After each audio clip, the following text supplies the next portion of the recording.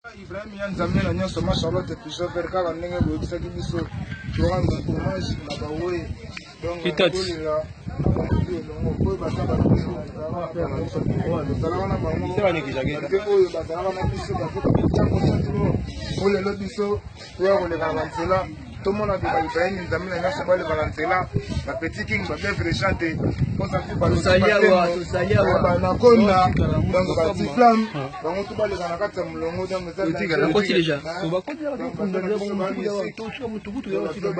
nzembo moko boye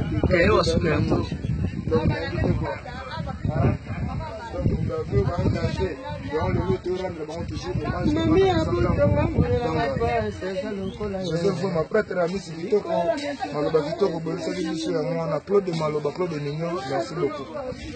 Ouais, bah, on est mignon, le déjà tes potos qui m'a rassis, mais tant qu'on est à la carte. Donc, on va visite na Bisso, Pascal Taboulay. Donc, Marambo Italie, n'a habité c'est quoi? Cela une look, ça Marambo à moi. Il est tout ça. Congo, Yamana Maka, Congo, Makayaba Koko. Donc,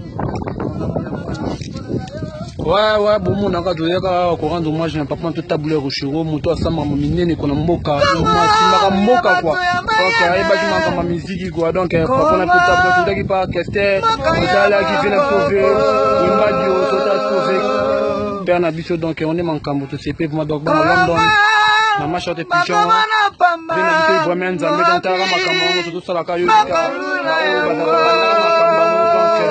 donc à London donc tout l'équipe nommé quoi dans Mankamba Indousa donc Sharon check quoi